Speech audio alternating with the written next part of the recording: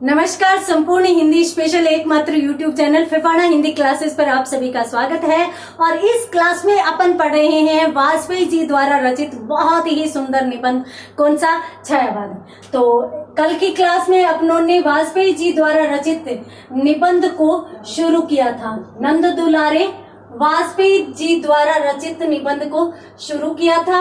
और इनके द्वारा रचित कौन से निबंध की शुरुआत की थी? देखिए, पहले की क्लासेस में अपनों ने वाजपेयी जी द्वारा रचित एक निबंध पढ़ा था जिसका नाम था साहित्य और सामाजिक प्रगति। वो भी बहुत अच्छा निबंध था। और अब अपन पढ़ रहे हैं छायावाद। तो छायावाद निबंध भी बहुत अच्छा है। कल की क्लास में अपनों ने इस निबंध की शुरुआत की थी। तो इस निबंध में अपनों ने क्या देखा था? इस निबंध में अपनों ने देखा कि वाजपेयी जी निबंध की शुरुआत कुछ इस तरीके से करते हैं कि भाई छायावाद जो युग था वो अब आलोचना का विषय नहीं रहा, अब वो विवेचन का विषय है। अब उसकी विवेचना की जाती है, उसके संबंध में बात की जाती है। उसने अपनी निगूढ़ अभिव्यक्तियां दी है। अभिव्यक्तियां मतलब जैसा कि माना जा रहा था, जैसे इसकी आलोचना की जा रही थी वैसा ये बिल्कुल नहीं है। और आलोचना की किसने थी? अच्छी बात यह है कि वाजपेयी जी ने इसकी आलोचना की थी। तो वाजपेयी जी ने पहले आलोचना की थी और बाद में फिर इसका जब पूरा अध्ययन किया और बाद में जिस प्रकार से इन्हें छायावादी कवियों की रचनाएं आई उनका विश्लेषण किया, तब इन्होंने अपने ही कथन में सुधार करते हुए यूं कहा कि भाई पहले की बात अलग थी, अब है वो छायावाद एक निगूढ़ अभिव्यक्तियां देने वाला काव्य बन गया है। तो ये विवेचन के योग्य हो गया है। अब ये ऐसा वैसा काव्य नहीं रहा है।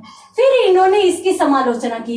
इन्होंने समालोचना करते हुए कहा कि भाई छायावाद की प्रवृत्तियां यदि देखें तो छायावाद में भी उसी प्रकार से आत्मा व परमात्मा का चित्रण है जिस प्रकार से भक्ति काल में हुआ था।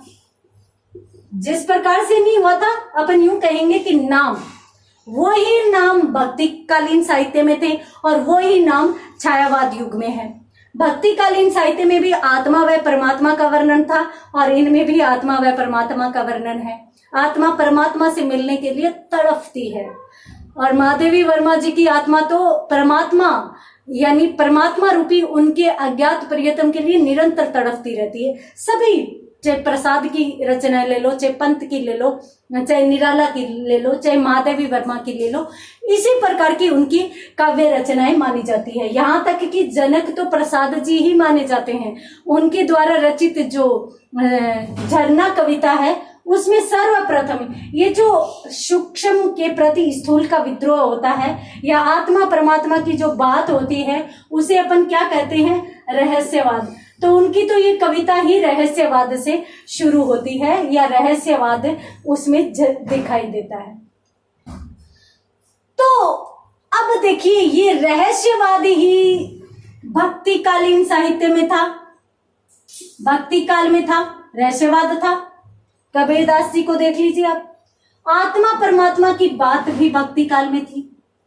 तो क्या हम भक्ति काल और छायावाद दोनों को एक जैसा मान लें?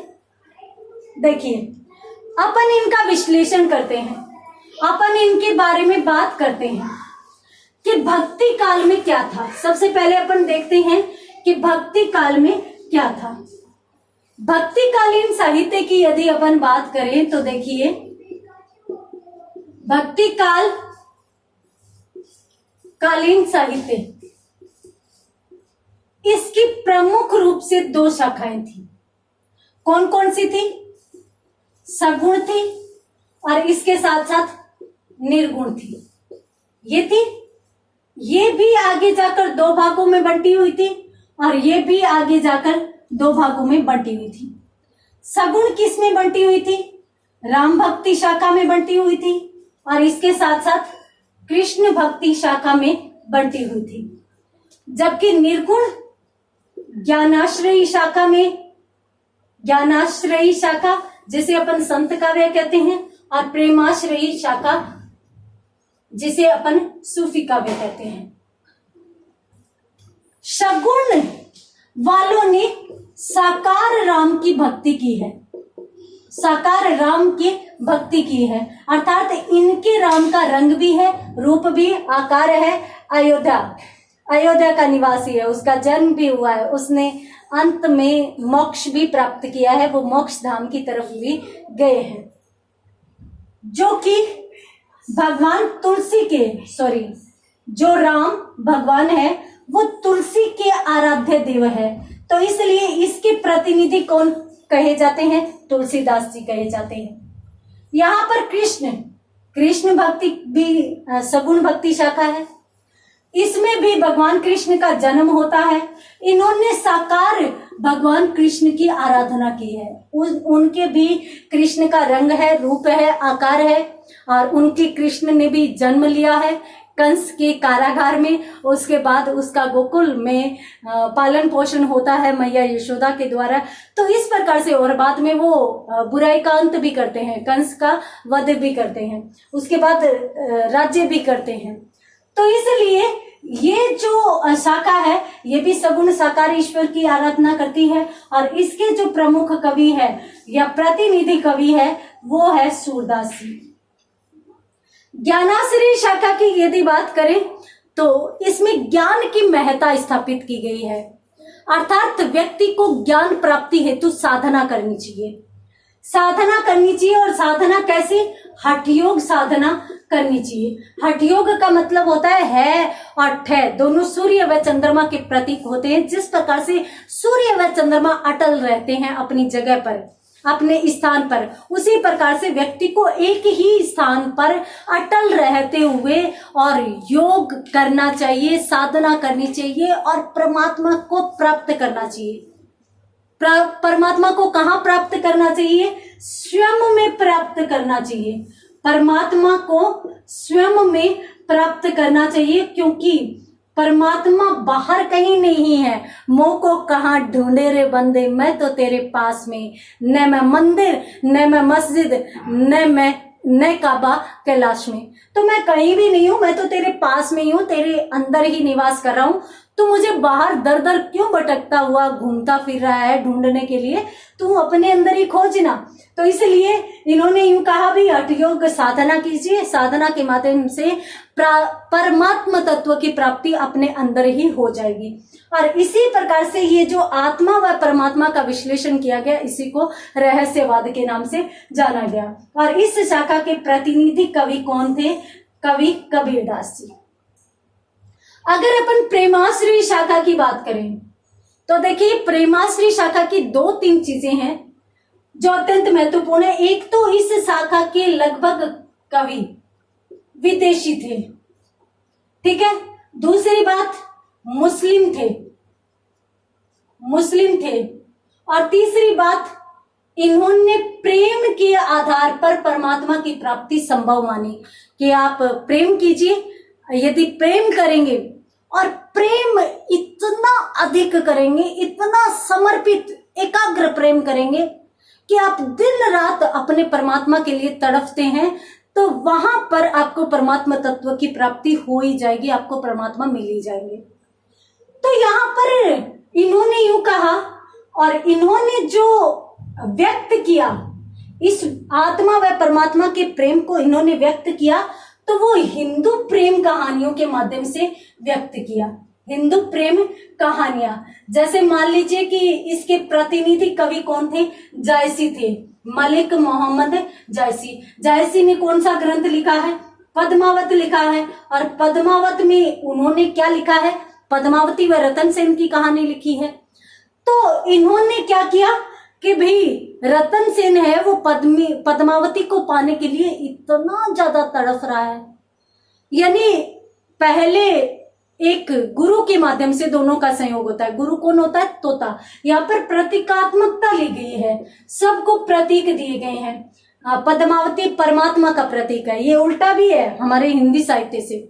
हिंदी में आत्मा जो होती है वो स्त्रीलिंग होती है, तो इसलिए आत्मा तो जो व्यक्ति होता है उसकी होती है, या फिर अपन यूं माने कि आत्मा स्त्रीलिंग होती है, तो स्त्री तो आत्मा और पुरुष परमात्मा का रूप माना जाता है।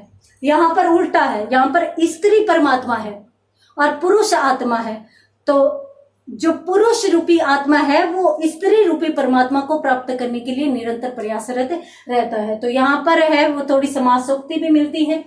प्रतीक योजना, प्रतीक योजना में पद्मावती परमात्मा का प्रतीक, रतन सेन आत्मा का प्रतीक, तोता हीरामन तोता गुरु का प्रतीक, और ये जो अलाउद्दीन खिलजी है और वो जो राघव चेतन है ये शैतान के प्रतीक के रूप में सामने आते हैं। तो इन्होंने क्या व्यक्त किया? इन्होंने प्रेम को आधार माना है कि यदि आप परमात्मा से प्रेम करेंगे तो परमात्मा तत्व को प्राप्त कर जाएंगे। छायावाद इसको तो स्वीकार ही नहीं करता।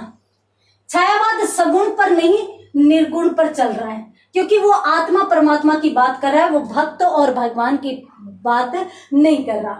तो अपन क्या ये मान लें कि भाई भक्ति काल का ये निर्गुण साहित्य ही आगे जाकर छायावाद कहलाया तो सत्य होगा?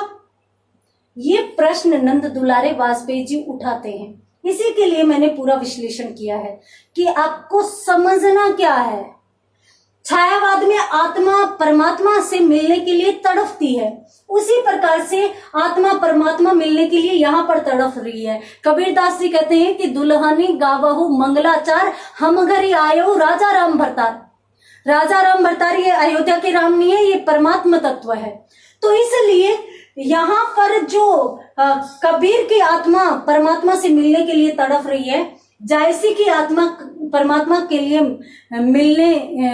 परमात्मा से मिलने के लिए तड़प रही है, ये प्रेम के आधार पर परमात्मा को प्राप्त करना चाहता है, ये ज्ञान के आधार पर प्राप्त करना चाहता है। तो क्या इन दोनों को ही अपन छायावाद मान ले? आप कमेंट बॉक्स में लिखकर बताइए मुझे, मान ले या नहीं मान ले। आपका विचार क्या है?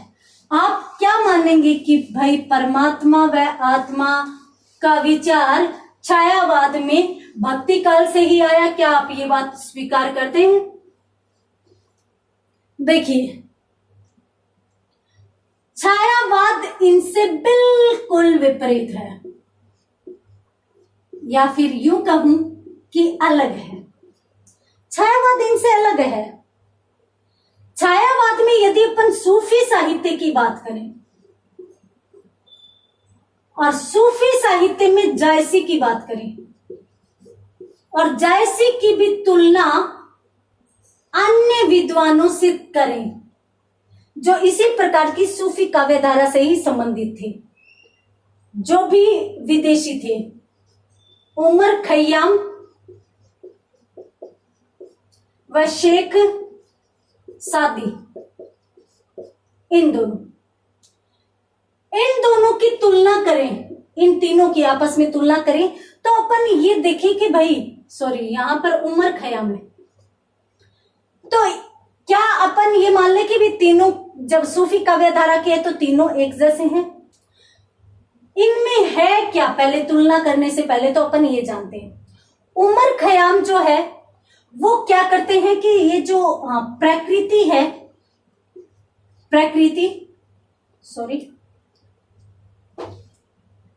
प्रकृति का जो कठोर चक्र है, प्रकृति के कठोर चक्र से मुक्ति पाने के लिए, कठोर चक्र से मुक्ति का मतलब है कि ये बार बार जन्म जो होता है उससे मुक्ति पाने के लिए हम क्या करते हैं? हम प्रयास करते हैं कि हमें मोक्ष मिल जाए, ताकि हमारा पुनर्जन्म नहीं हो, हमें बार बार इस संसार में चक्कर काटने नहीं पड़े। तो इन्होंने क्या किया है? इनकी आत्मा इस चक्कर से बहुत दुखी है, बहुत डर चुकी है। तो इसलिए इन्होंने क्या किया? एक प्राकृतिक वातावरण में, एक सुंदर प्राकृतिक वातावरण, या फिर मैं यूं कह सकती हूं कि एक बगीचे में, एक उपवन में इन्होंने दो प्रेमी लोगों के बीच प्रेमी वार्तालाप के माध्यम से और इस चक्कर को हटाने का प्रयास किया है। अर्थात दो प्रेमी कौन है? आत्मा व परमात्मा। ठीक है, तो ये आत्मा व परमात्मा की गीत किस लिए गाते हैं? प्रकृति के कठोर चक्र से, यानी पुनर्जन्म की अवधारणा से बचने के लिए ये आत्मा व परमात्मा के प्रेम में उलझे हुए हैं। शेख सादी की रचनाओं की यदि बात करें तो ये तो बिल्कुल ही विपरीत है, इनका मत तो बिल्कुल ही अलग है। अगर अपन इन दोनों का विश्लेषण करें तो दोनों से ही जायसी का कोई संबंध नहीं है। तो जायसी की रचनाएं किस आधार पर है वैसे तो मैंने आपको बता दी है, परंतु आप इन तीनों में, मैंने आपको इन तीनों का ही थोड़ा थोड़ा परिचय करवाया है। आप क्या समझते हैं? यदि आप उसको अच्छे से समझ पाते हैं, आपके कोई विचार हैं तो कमेंट बॉक्स में लिखिए। आज की क्लास में इतना ही, मिलते हैं अगली क्लास में, तब तक के लिए धन्यवाद।